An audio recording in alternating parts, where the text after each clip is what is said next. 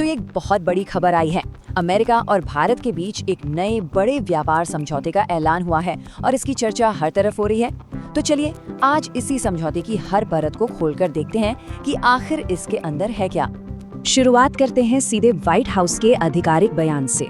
वो इसे एक ऐतिहासिक मील का पत्थर कह रहे हैं। अब देखिए, ये सिर्फ कहने के लिए बड़ी बातें नहीं है। इससे पता चलता है कि दोनों सरकारें इस डील को कितना ज्यादा महत्व दे रही हैं। अब इस पूरे समझौते को ठीक से समझने के लिए हम इसे 5 हिस्सों में देखेंगे।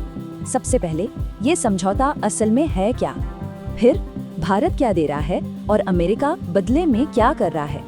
इसके बाद हम देखेंगे कि ये सिर्फ टैरिफ की बात क्यों नहीं है और आखिर में बड़े पैमाने पर इसका क्या मतलब निकलता है। तो चलिए शुरू करते हैं। सबसे पहली और सबसे जरूरी बात जो समझनी है वो ये है कि ये एक अंतरिम यानी कि एक टेम्परेरी समझौता है। इसे फाइनल डील की तरह मत देखिए, बल्कि ये एक बड़े और ज्यादा डिटेल वाले समझौते की तरफ पहला लेकिन बहुत जरूरी कदम है। और ये जो कोड है ये इसी बात को और पक्का करता है।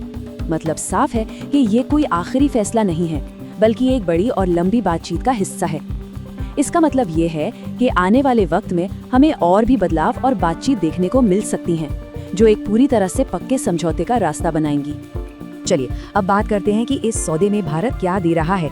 याद रखिए, कोई भी व्यापार समझौता एक लेन देन ही होता है। तो पहले भारत के पक्ष को समझते हैं। तो यहाँ लिस्ट में साफ दिख रहा है कि भारत बहुत सारे अमेरिकी एग्रीकल्चरल और इंडस्ट्रियल प्रोडक्ट्स पर टैरिफ कम कर रहा है। इसमें ट्री नट्स से लेकर वाइन और स्पिरिट्स जैसी चीजें शामिल हैं। इसका सीधा सा मतलब ये है कि अमेरिकी किसानों और कंपनियों को दुनिया के सबसे बड़े बाजारों में से एक में अब बेहतर पहुंच मिलेगी, जिससे उनके प्रोडक्ट्स भारतीय ग्राहकों के लिए सस्ते हो सकते हैं। तो अब जब भारत ये सब कर रहा है तो इसके जवाब में अमेरिका क्या कर रहा है। चलिए अब सिक्के का दूसरा पहलू देखते हैं।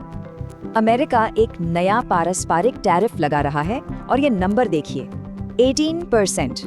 अब पारस्परिक का मतलब ही यही है कि ये भारत की तरफ से दी गई रियायतों के जवाब में है, एक तरह का बैलेंस बनाने के लिए। और ये टैरिफ कुछ खास भारतीय सामानों पर लागू होगा। और ये जो नया 18% का टैरिफ है, ये भारत के कुछ बहुत ही जरूरी एक्सपोर्ट सेक्टर्स पर लगने वाला है। टेक्सटाइल और लेदर जैसी इंडस्ट्रीज जिनमें लाखों लोग काम करते हैं, उन्हें अब अमेरिकी बाजार में ज्यादा कंपटीशन का सामना करना पड़ेगा। तो कुल मिलाकर कहानी ये है, एक सीधा साधा लेन देन। भारत अमेरिकी खेती के सामान के लिए अपने बाजार खोल रहा है और बदले में अमेरिका भारत के कुछ चुनिंदा औद्योगिक सामानों पर एक नया टैरिफ लगा रहा है।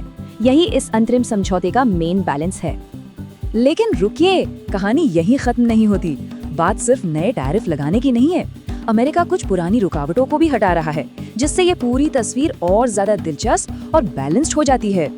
यहाँ हम देख सकते हैं कि अमेरिका भी कुछ बहुत जरूरी रियायतें दे रहा है। हवाई जहाज के पार्ट्स, ऑटो पार्ट्स और खास तौर पर भारत के लिए बहुत जरूरी जेनेरिक दवाइयाँ और जेम्स एंड डायमंड्स जैसे बड़े एक्सपोर्ट सेक्टर्स को इस समझौते से फायदा होगा। इन सेक्टर्स पर से रुकावटें कम करके अमेरिका भारतीय अर्थव्यवस्था के कुछ सबसे मजबूत हिस्सों के लिए दरवाजे खोल रहा है। अच्छा, आजकल के जो ट्रेड डील्स होते हैं ना, वो सिर्फ टैग्स के बारे में नहीं होते। इनमें अक्सर उन अदृश्य नियमों और कायदों पर भी बात होती है जो व्यापार को मुश्किल बना सकते हैं। चलिए देखते हैं कि इस समझौते में उन मुद्दों पर क्या बात हुई है। तो आगे बढ़ने से पहले ये समझना जरूरी है कि ये गैर टैरिफ बाधाएं आखिर हैं क्या।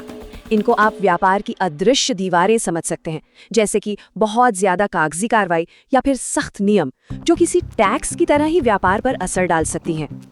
तो इन्हीं अदृश्य दीवारों को गिराने के लिए भारत कुछ ठोस कदम उठा रहा है, जैसे कि अमेरिकी मेडिकल डिवाइसेस के लिए प्रोसेस को आसान बनाना, इंपोर्ट लाइसेंस के सख्त नियमों को खत्म करना और इंफॉर्मेशन टेक्नोलॉजी के सामान पर क्वांटिटी की पाबंदियां हटाना। इन बदलावों से अमेरिकी कंपनियों के लिए भारत में बिजनेस करना काफी आसान हो जाएगा। एक और बहुत जरूरी बात, मूल के नियम यानी रूल्स ऑफ ओरिजिन। इसका मतलब बस इतना है कि ऐसे नियम बनाए गए हैं जिससे कोई तीसरा देश इस डील का फायदा उठाकर अपना सामान भारत या अमेरिका के रास्ते ना भेज सके। इस डील का फायदा सिर्फ इन्हीं 2 देशों को मिलेगा। तो इन सारी छोटी बड़ी बातों को मिलाकर देखें तो इस समझौते का असली मकसद क्या है। ये सिर्फ टैरिफ और नियमों की बात नहीं है, इसके पीछे एक बड़ा लक्ष्य है। अगर हम ऑफिशियल स्टेटमेंट को देखें तो सारा जोर बैलेंस, आपसी फायदे और भविष्य के लिए एक मजबूत बुनियाद बनाने पर है। मकसद एक ऐसा सिस्टम बनाना है जो दोनों देशों के लिए फायदेमंद हो, सप्लाई चेन्स को मजबूत करे जो पिछले कुछ सालों में एक बहुत बड़ी चिंता रही है, और आखिरकार एक फुल फ्लेज्ड ट्रेड एग्रीमेंट का रास्ता तैयार करे। और यही हमें हमारे सबसे आखिरी और शायद सबसे बड़े सवाल पर ले आता है, क्या ये पहला कदम वाकई एक पूरे और बड़े व्यापार समझौते तक ले जाएगा?